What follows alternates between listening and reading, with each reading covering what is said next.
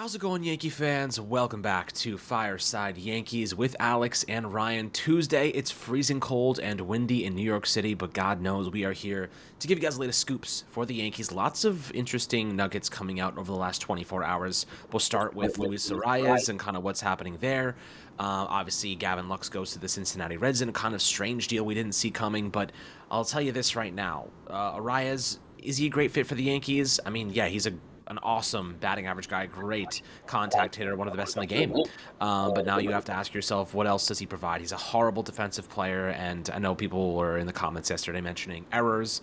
Let's look at defensive runs saved. Let's look at outs above average. Those stats suggest that he is going to be arguably worse than Gleyber Torres. Those are really good stats to look at, and they're not really even that advanced. They're pretty general statistics. I think we can look at those and give ourselves a pretty good indication of what he will be.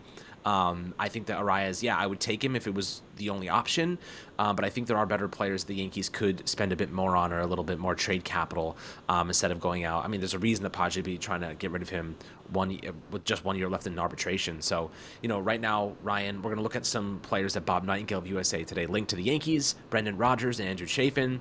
Interesting players and kind of where we see them profiling in the future. If they were acquired, I like Chafin a lot. I think he's at the back end of his career. He's basically a Tim Hill supplement in the way I see it. But Ryan, we'll start with the Arias situation. Heyman coming out saying is not a great fit for the Yankees. And then obviously Gavin Lux going to the Reds definitely slims the options after we were rumored to be interested in him. So how are you doing today? And what are your thoughts on the Arias situation? So, in my opinion, and this is my opinion, I think the Yankees, if Jeff Passan, he said, quote unquote, continue to have conversations with the Padres on Luis Arias, I trust Jeff Passan with my life. If you tell me he's saying something, I buy it.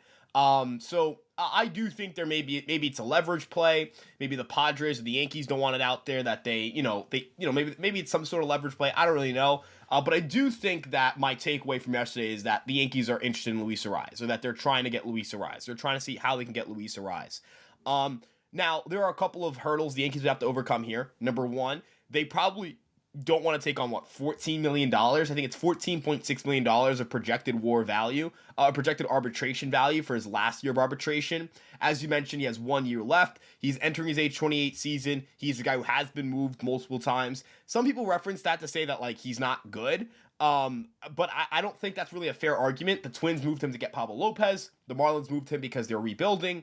I think that the Padres moving him is more financially related, but I guess maybe you could argue there, not a great roster fit for them either. Right now, I think the Yankees are just kind of casting a wide net on the infield market. I have no problem with the Yankees exploring all options, going through all routes, exploring how they can get different players, how they can import talent onto the roster. Ultimately, we don't really know what teams are asking for which players. We don't know who the Yankees have preferences towards. And then the last thing I'd like to note here, Alex, in regards to Luis Arias, is that it's an imperfect fit. We've talked about that. You've mentioned the defense. I've mentioned the defense. There's no other way to put it. But I think when we talk about all these options, we're going to find warts. You can poke holes in all of these players. Even the best players in baseball have warts to their game. If we emphasize their warts, and they're still important to mention, it's important to also emphasize just how bad the internal options are. DJ LeMahieu, again, is a corpse right now. He is the kind of guy where you just cannot rely on him to be a major league starter for you. Oswaldo Cabrera is much better as a rover, as a utility man. If you unplug him from that rover role and stick him permanently in the lineup, you take a bench that's already pretty shaky and make it even more below average. The Yankees bench last year was completely untouched in the postseason. You never really saw Aaron Boone going to his bench for big pinch hit opportunity. The only time I think he did that was with Jose Trevino. And that was in a desperation move, lefty on the mound. And granted, Trevino did put a charge into that ball in game 2. But that can't be your best or your only pinch hitting option. In regards to who we're going to be talking about today, Brendan Rodgers, who Bob Nightingale mentioned we have interest in, and also Andrew Chafin, but I think Rodgers here is a little more of the essence because of the flurry of infield news. Brendan Rodgers doesn't strike me as an everyday major league starter. Now, if the Yankees signed him to be that, which I'm not saying they're not, or I'm not saying they wouldn't, but if they do, I'd be pretty disappointed. I don't think that's a player that makes your team considerably better. I don't think that's the kind of upgrade that the Yankees should be pursuing at the position. It would likely require the Yankees to platoon, and it would be a platoon with him and Oswaldo Cabrera. And as we mentioned with Oswaldo Cabrera already, weakening your bench depth would be awful. What would be good is if Brendan Rodgers came in to be bench depth, to be a guy who plays some second, plays some short, plays some third, you know what I mean, rovers around the infield, and can hit lefties. His numbers against lefties in his career are very, very good. That would be a reason to bring him onto the team because you could bring in someone who can help you again against left-handed pitching, which is something you struggled with last year. In his career, Brendan Rodgers is slashing 298, 359, 488, with an 842 OPS and a 120 WRC plus, which is weighted runs created plus, against left-handed pitching. Now, weighted runs created plus, if you guys aren't aware, is kind of an all-encompassing offensive metric. Think about how OPS tries to take into account your ability to get on base, your ability to slug, all that stuff. Weighted runs created plus tries to do that, and then it also adjusts for the home ballpark and for the league environment. So you may go, well, it's an 842 OPS, but this is a Coors Field player. So how does that translate into, normalize it compared to the rest of the league if he played in a different ballpark? Well, even for a Coors Field player, he's 20% better than the league average. Good game power in those situations. He has 542 plate appearances. That's a little bit short of a full season. Usually a full season of playing time is between 600 and 650 plate appearances for an infielder, outfielder, or DH. Catch it a little bit different. He has 21 home runs, 67 RBIs, 27 doubles, and a triple. That's pretty good. If you normalize that over 600 plate appearances, we're talking about a guy who, against left-handed pitching, is, a 20-plus home run hitter, a 30-plus double guy, 18.1% strikeout rate. The swing decisions, I'm actually really encouraged by the swing decisions. He had a 72nd percentile Seager score. And in terms of exit velo, 79th percentile and 90th percentile exit velocity. His ability to do damage on contact is pretty impressive. He does hit a lot of ground balls. That's something the Yankees would have to work on. But, and this is weird that I'm saying this, but he doesn't pull the ball in the air. For a right-handed hitter, that's pretty good. Because at Yankee Stadium, that'll play pretty well if you're hitting the ball hard and you're hitting it to the opposite field. So, Alex, I think we could both firmly agree Brendan Rodgers, the starting Yankee second baseman, would be pretty bad. It'd be pretty underwhelming. Brendan Rodgers, the depth piece, the bench piece that you can play against lefties and have more versatility and have more depth in your lineup and have more depth on your bench and have a guy you could bring in late game scenarios when there's a tough lefty on the mound. That's a player I'm interested in. That's a situation where, yes, the Yankees need to improve their bench. It's an underrated aspect about this team that is not very good at this moment. Yeah, I mean, listen, the interest in Brendan Rodgers is, to me, it's flack. You know what I mean? It's not really anything more than, like you said, depth, reserve, bench value.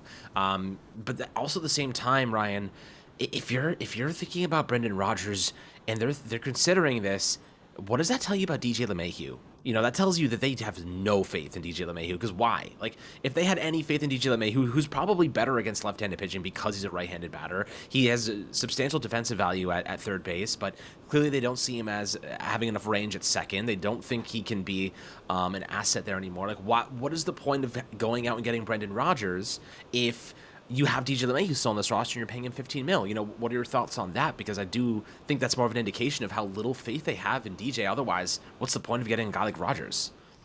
That is an excellent point. Another thing to mention here, the fact that the Yankees have been linked to 3 different infielders in the last 24 hours indicates to me Brian Cashman is not happy with the infield right now. Exactly. Andy Martino mentioned that they're looking for an infielder. Bob Nightingale and Jeff Passan both mentioned they're not done. Robert Murray emphasized or followed up the interest in Luis Arraez.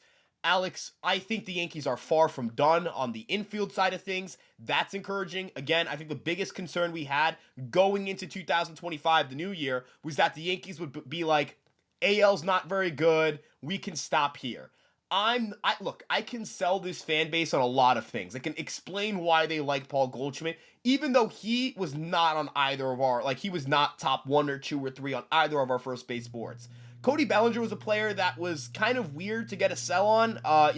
He's a player who obviously is very, volatile. That's the right word we're looking for here offensively. Volatile. And of course, you look at, taking a flyer on Luis Arraez. There are some complications there. It goes against the defense base running thing.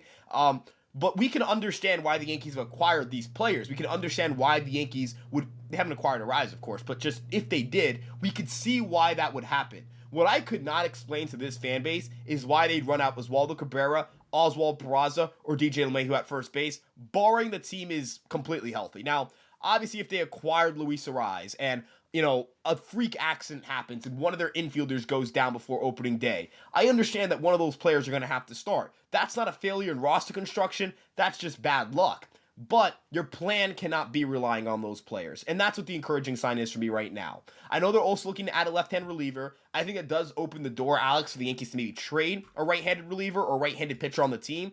I know Marcus Stroman is someone that they're shopping actively. If they're able to complete a trade that involves dumping Marcus Stroman, I mean, look at the money that some of these pitchers are getting. 41-year-old Charlie Morton got $15 million after putting up like a 4.4 ERA.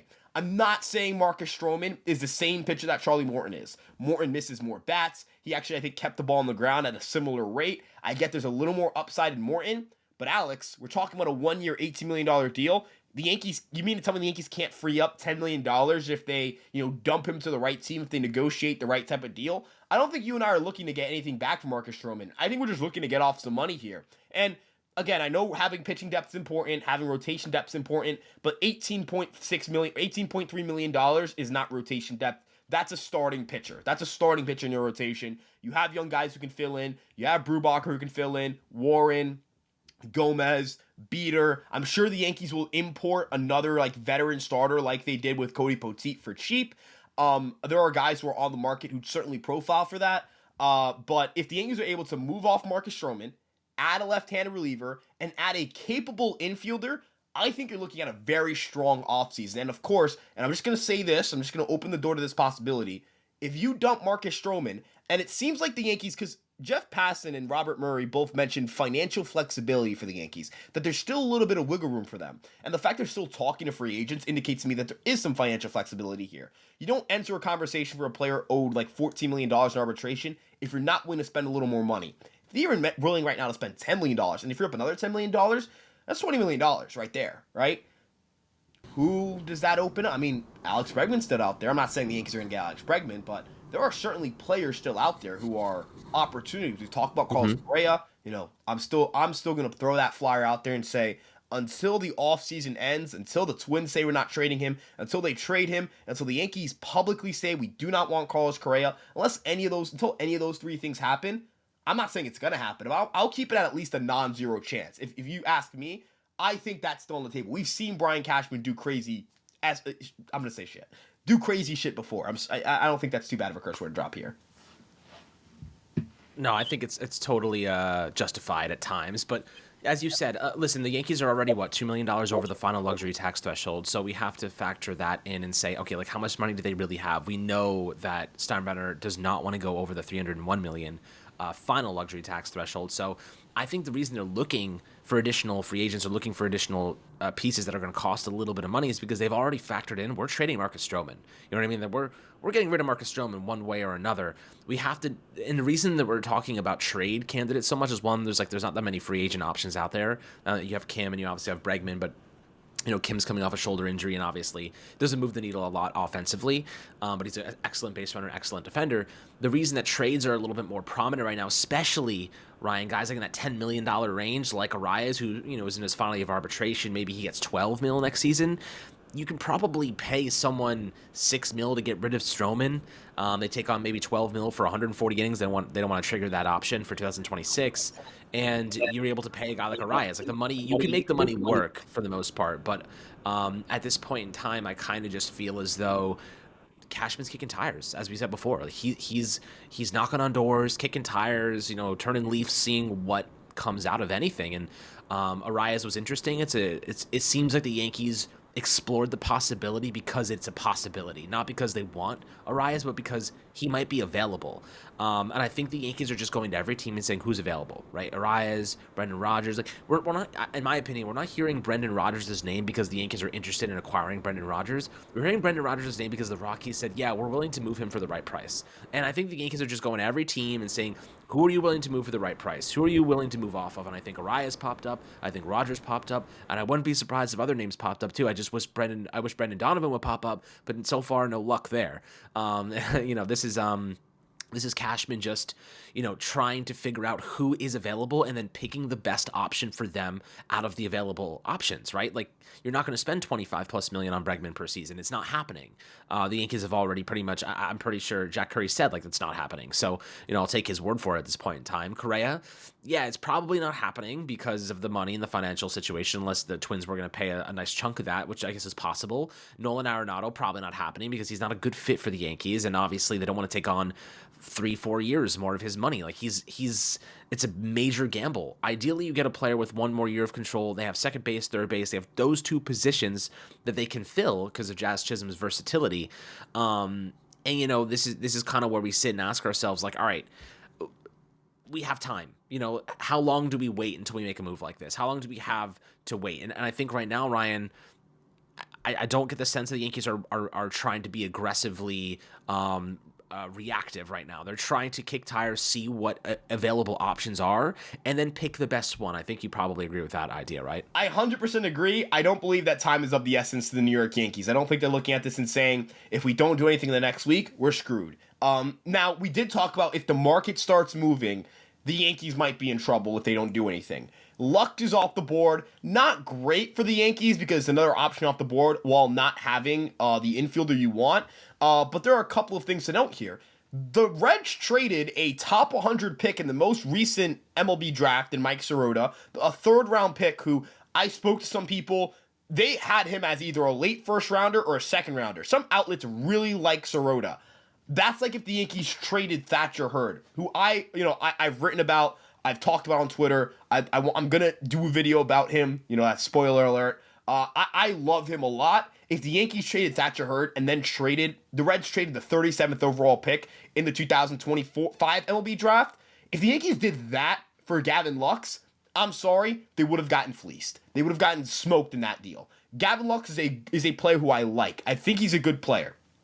But I also, number one, the Yankees don't have a top 40 pick to trade. They cannot trade their pick. The Reds had a competitive balance pick they could trade. Number two, I'm not trading a third round pick that hasn't made his major league debut or minor league debut yet. Like, I'm not doing it. I just can't. I can't, in my heart of hearts, I can't trade a top 100 player in a draft to the Dodgers too. To the Dodgers, yeah, might as well just go. Like, when you trade with the Dodgers, they had the Reds by their balls, for lack of better terms here. I mean, that was a trade where, like, I get why the Reds did it. The Dodgers smoked the Reds in that trade. It's going to be a very awful looking trade for the Reds, I think, or at least a good looking trade for the Dodgers. Maybe not awful for the Reds. I think they can benefit from this trade. But more so, the point is to say it was a pretty steep price for a player that I'm not sure Yankee fans would have been fully enamored with. The other thing I'd like to mention in regards to the market and kind of, some things I was thinking about. Remember, I wanted to call back to a previous episode we did talking about a Stroman dump. And we talked about the San Francisco Giants as a potential option.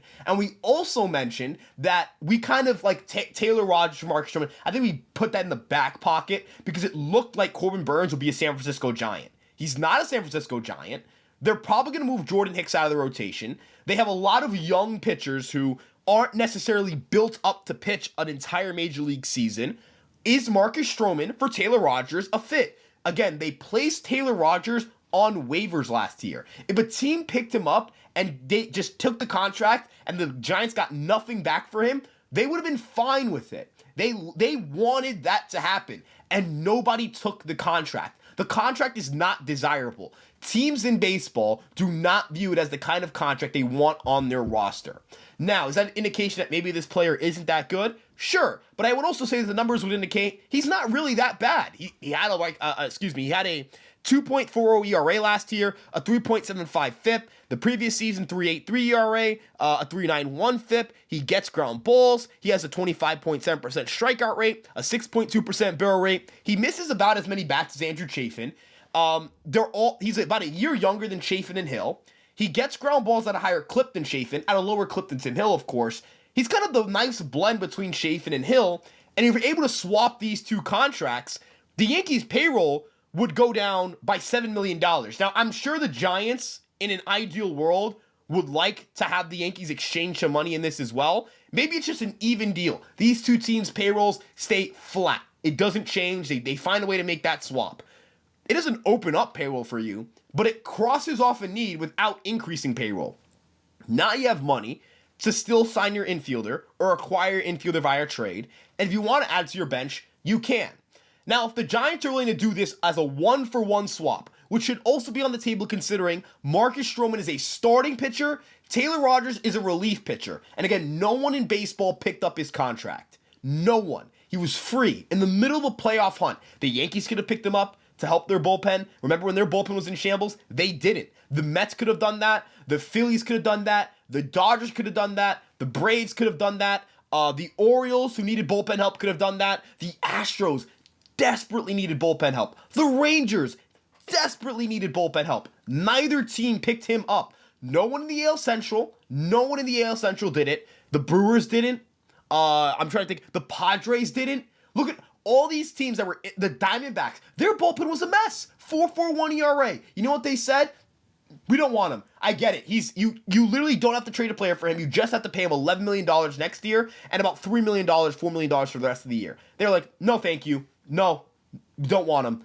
If Marcus Stroman, who's a starting pitcher again, pitched in San Francisco, he'll probably be closer to a league average starter just based on playing in San Francisco. He's not going to give up as many home runs there as he did here. The defense behind him at Yankee Stadium with the Yankees was not great. I believe the Yankees had a negative 16 outs above average behind him. Alex, I think it's not the craziest thing in the world to say the Yankees might be able to do a one-for-one swap of these players. And if they did, it would be a $7 million payroll cut. If it worst case scenario, they have to even it out, that's fine. If they can freed up $7 million, got the left-handed reliever, man, I'm going out. You're under the 4 threshold. First thing I'm doing, I'm pulling off a trade for Luis Ariz or going and getting my infielder, and then I'm going to go sign a bench bat. I want the Yankees to go say, you know what, let's go get Luis Ariz and Brendan Rodgers. Let's do both. Let's give Brendan Rodgers like a 1-year flyer deal. Let's bring in Ariz. I want, like the Dodgers showed, they acquired so much depth. I get that Kike Hernandez is a fun option. I don't want Kike Hernandez. He doesn't hit lefties the way that Rodgers does. He's also a little bit older. That's another concern.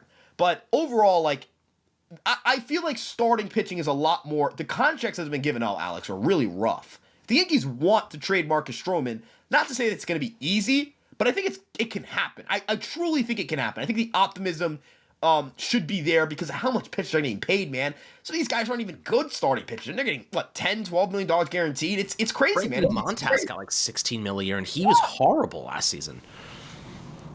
It's just, like you said, the market's kind of crazy. It's favoring teams that have pitching depth. And like Stroman, is he good? No. But he could bounce back a little bit, give you a 3.6, 3.7 ERA, and I think most teams would be like, most bad teams would be like, that's our like number 2, So right now I feel like Stroman, there's value there. If the Yankees took on $8.5 million of his salary next year, and you had to pay $10 million for 139.2 innings of action just so you don't cross that threshold, that's worth $10 million in this day and age. That's worth $10 million just to get through a season. 139.2 innings. So I see your argument there. Andrew Chafin, 34 years old, lefty. He is my Tim Hill alternative, right? He got paid almost $5 million last year, $4.75 million.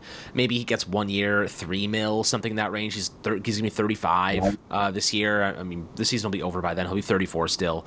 But like you said, 3.51 ERA. The velocity, yes, it's been dipping for a couple of years, but the strikeouts are still excellent. He actually had his highest strikeout rate since 2020. This past season, he walks a crap ton of batters, doesn't give up a lot of home runs. Maybe would want to get some of that ground ball percentage back. It's kind of fallen off about 14% over the last 2 years or so. But, Chafin's like one of those reclamation projects that like late in his career there's a little bit of value left to extract. The Yankees have been excellent at getting value from lefties, especially veterans, not just lefties, righties too.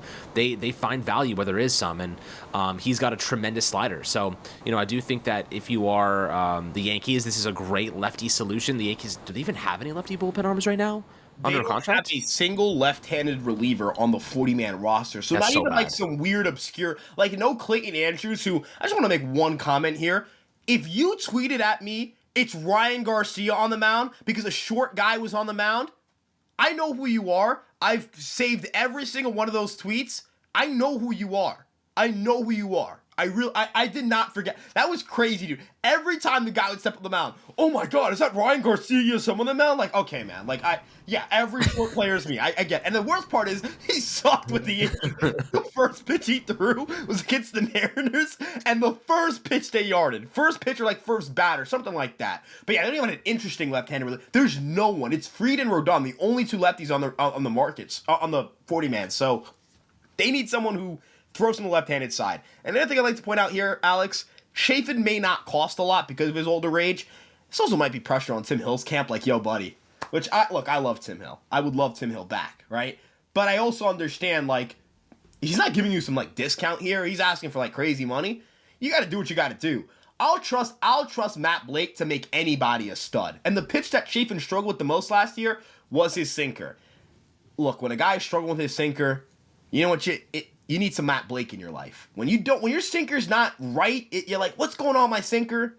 You come to Matt Blake. Matt Blake fixes sinkers. That's what he does. That's what the Yankees do very well. And the slider's freaking gross, man. Like I said, 45, 50% whiff rate? That's stupid. That's stupid stuff.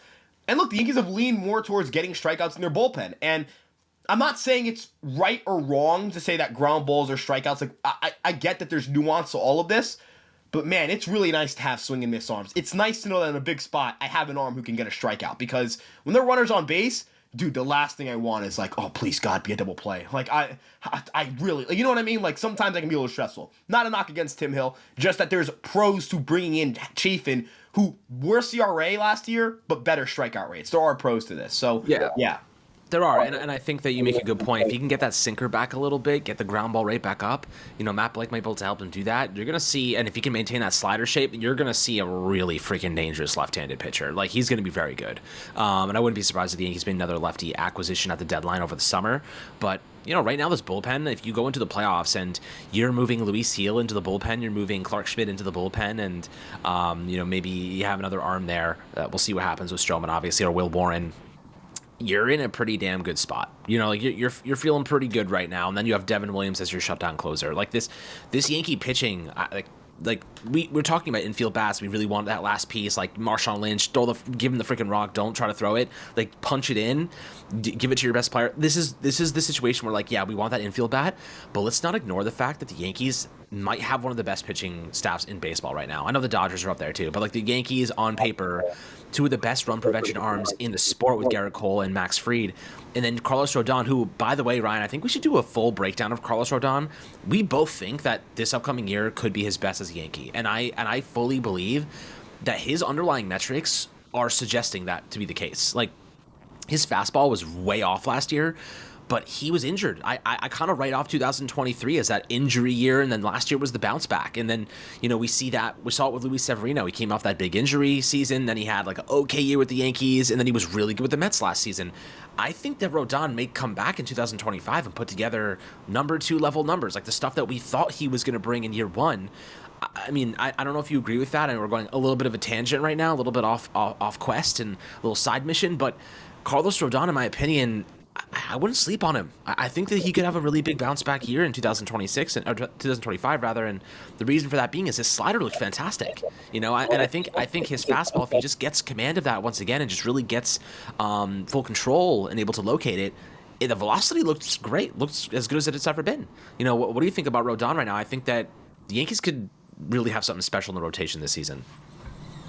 So if you ask me, the pitch that I think is a difference maker is that changeup. His changeup was remarkable last year. In terms of stuff plus, it is arguably the best changeup for any starting pitcher in baseball. We talked about the influx of off-speed pitches the Yankees have added. Fernando Cruz's splitter at the deadline.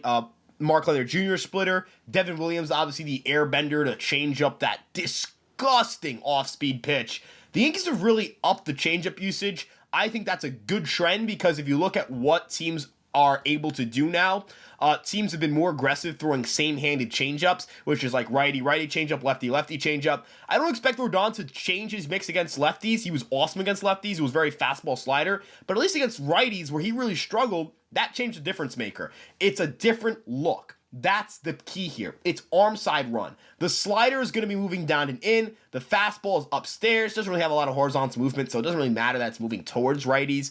That's not really the important part of it here. But the changeup, tons of vertical separation off the four-seamer, and vertical separation is important because batters that's what fools them, right? The vertical separation, if it's at least 10 inches of vertical separation, that's great. If there's more, you're cooking, right? Like that's usually kind of the school of thought here. Vertical separation seems to be a lot more important than A, horizontal separation, and B, even velocity separation. Not to say that those two things aren't important. You want to have a velocity differential between your changeup and fastball, but it's vertical separation that gets swings and misses. And that's what Rodon did on his changeup last year. He talked about in the offseason, I believe, on that Jack Curry podcast he does on Yes. I wish I had the name off the top of my head. I apologize to my Lord and Savior Jack Curry. But he said he wants to use the changeup more. He wants to mix it in more. Very encouraging. Look, I think the maturation of Carlos Rodon is something that not a lot of people give enough credit for.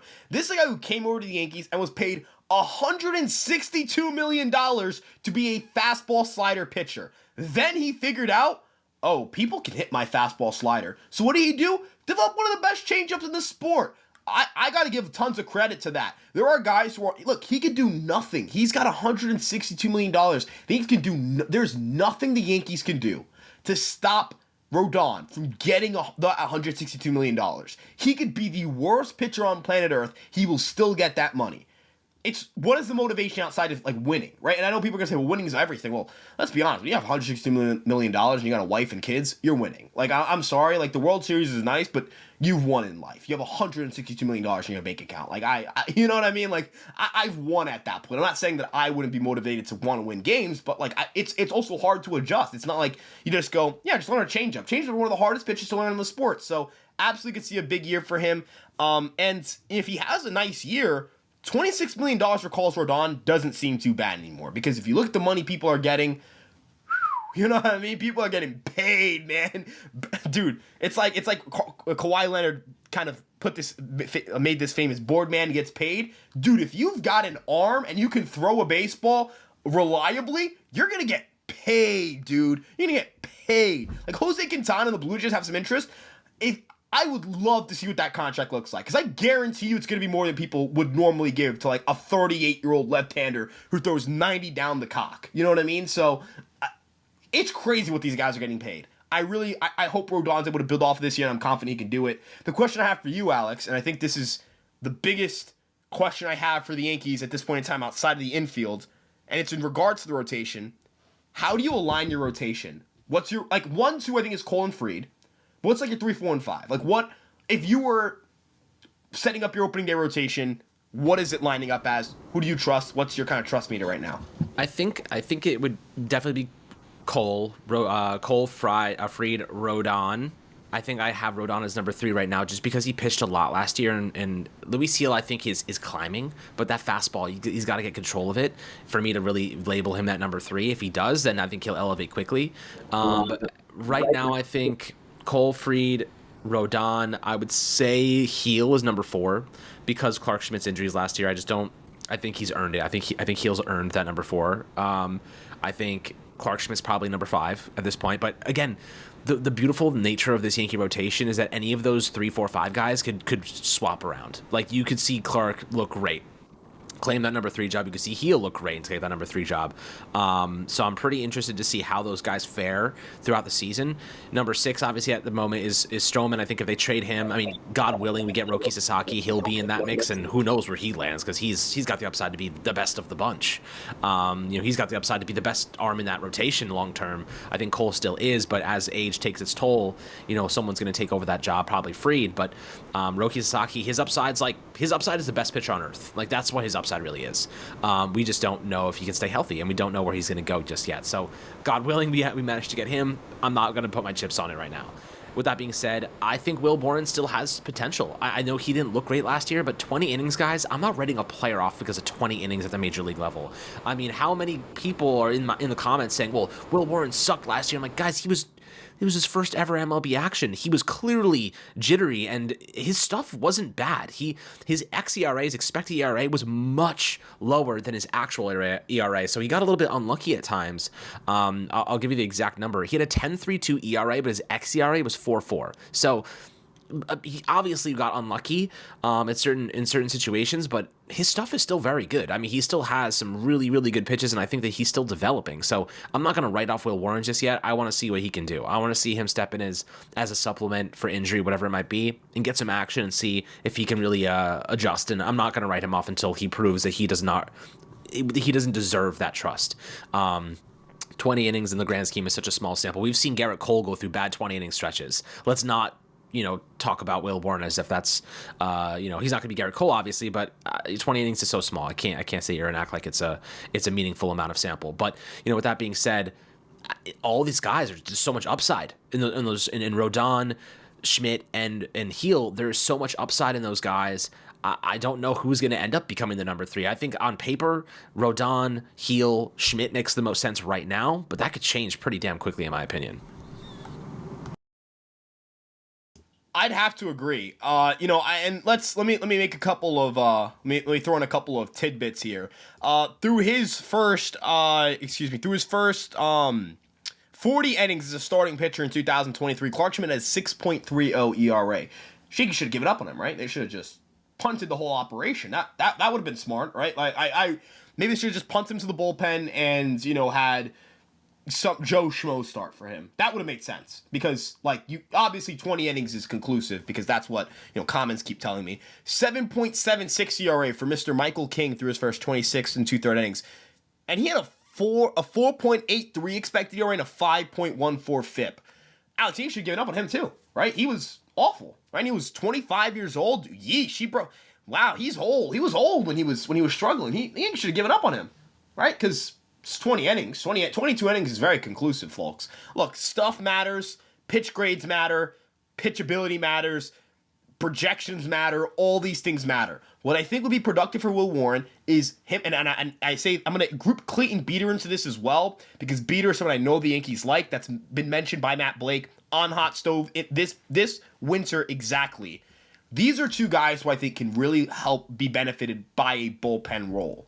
The bullpen has been an area where the Yankees have been able to turn guys who have really struggled as starters into confident major league pitchers and then give them the rotation. The Yankees have done a very good job with this. Clarke Schmidt, Michael King, Brito to an extent. I know Johnny Brito's not a Padre. Didn't really have a great year with the Padres, but I think if he kept it kind of with the Yankees, I think they would have turned into something greater. Also, he was dealing with some elbow injuries, that being Brito. I wonder if that hampered his development a little bit.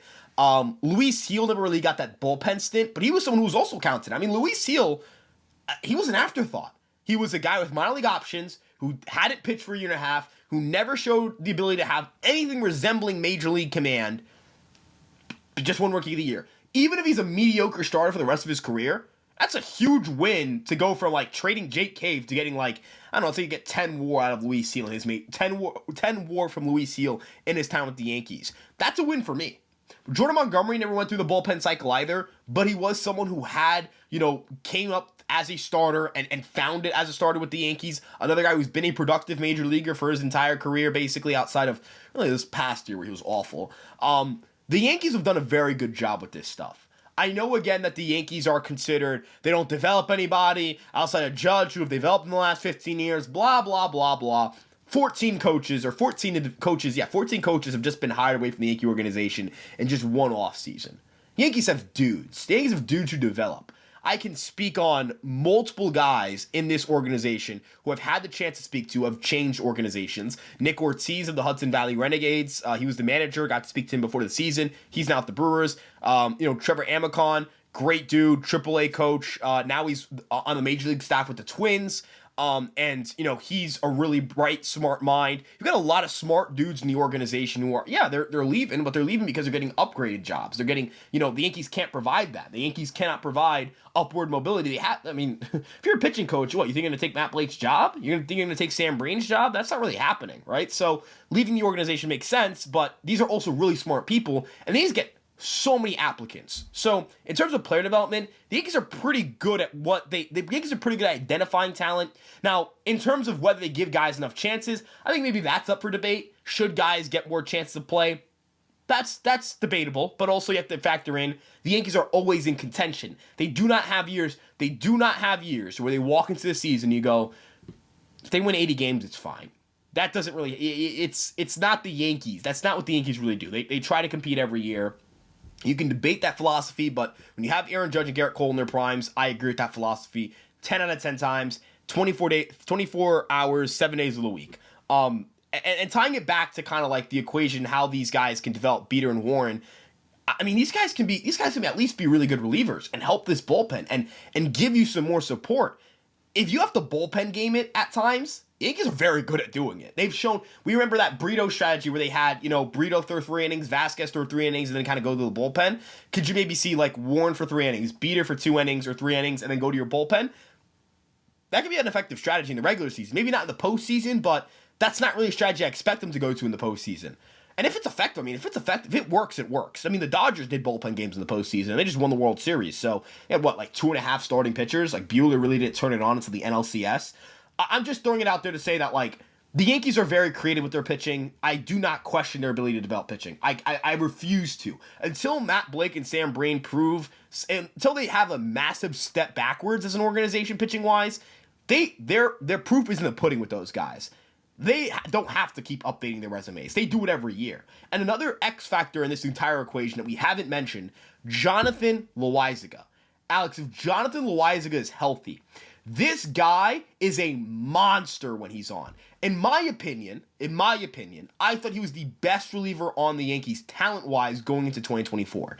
Because when he's on, he's on. This is not a guy who you like see as like a blown saves, machine. Can't trust him in high leverage. The kind of guy who I know he allows a lot of contact, but I mean it's pathetic contact. Like, dude, the bowling ball sinker, 98 cheddar cheese. Are you kidding me? What the hell? 88 mile an hour sweeping curveballs. What is this? 93 mile per hour changeups. That shouldn't be allowed. 93 mile per hour changeup should be banned from the league. You should, dude. If you throw a 93 mile per hour changeup 100 years ago, you would be put on trial for like witchcraft. His stuff is gross. He would not be allowed to play Major League Baseball 100 years ago. I guess that's for reasons that's maybe not the best analogy to make. But you get my point. Like, this guy's stuff is gross. If he's healthy, Alex, and I know that if is massive, he's a stud. You pair him with Weaver, he's a different look than Weaver, Williams, Cruz, Hamilton, all those guys. You really build a bullpen that, like, once you get to the 6th inning, you have a lead, you're winning that ball game. You know what I mean? Yeah, I mean, look, the Yankees, the pitching so far, in my opinion, it's a high floor, but an extremely high ceiling unit, right? Like, you're not banking on like reclamation projects all the time at every single corner. The floor of this unit is top 10. The upside of this unit is top 1, or top is just 1. So I do think that right now the Yankees have something special going on in the pitching departments. However, we do still need that infield bat, Brendan Rodgers. We do not visualize him being an everyday starter, more of a platoon option or just a bench piece, like in general. Chafin, solid lefty arm. I think he's him or Tim Hill that comes back here, but I'm curious to see what the Yankees continue to do. Cashman's kicking the can. He's kicking the tires. He's looking over every stone. Eventually, we'll find something that works. I think Arias, it's interesting, but they should not stop there. If they know Arias is available, it doesn't seem like there's that much interest around the league to acquire him. So the Yankees know, okay, well, we don't have to acquire him right now. We can keep kicking tires. We can keep looking around, seeing what pops up, what's available. Brendan Rodgers seemingly came, from that line of thinking, and I believe that eventually they'll weigh all the options. They've kicked all the tires. They've seen, all right, this is what we have. This is what we can get. This is what we are willing to give. Let's take the best option that we have access to. And Arias may end up becoming that player, and we'll be happy with it because he's a batting champion. He's a high batting average guy. He gets on base at a solid amount. He's coming off a little bit of a down year, and Yankee Stadium isn't the best fit for him, but nonetheless, he's better than what we have right now, and I'm willing to accept that for sure. A lot of people get frustrated with us, Ryan, because we dive into a lot of advanced analytics, but I just want to make something very evident and clear. When we do these things, we are trying to avoid Jacoby Ellsbury's. We are trying to avoid the Yankees making poor decisions like Josh Donaldson's of the world. And, we are trying to help express why we think a player is a good fit and why we think they'll be a good player here, because we don't want to be looking at ourselves in September like, well, we just went after this guy because he had a nice batting average, he had okay stats, but he's actually horrible defensively, or he's bad this way, bad that way, and it ends up becoming a detriment to the overall equation. We want a guy that's going to be very good and good for the right reasons in our park and with our team. Or with the Yankees. So, the reason we dive into these statistics for you guys is because we want these guys to be have the highest probability of hitting. We don't want to take a risk because we like one specific statistic. We don't want to take a risk or overpay for something because we think that, this guy, was a batting champion a couple of years ago. Right? Not that he was. Luis Arias obviously does this pretty regularly, but more so we want to dive into the details so we make the best decisions. The Yankees make the best decisions on why we agree or disagree with them. If you don't like the advanced stats, that's totally fine. We respect your opinion. In any case, we'd love to have good conversation in the YouTube comment section. section as always. So we'll be over there having good combos and, connecting with you guys and building this community. We appreciate all the love and support as always. Make sure to drop a 5-star review on Apple and Spotify, like and subscribe, and we'll catch you guys on the next Fireside Yankees episode.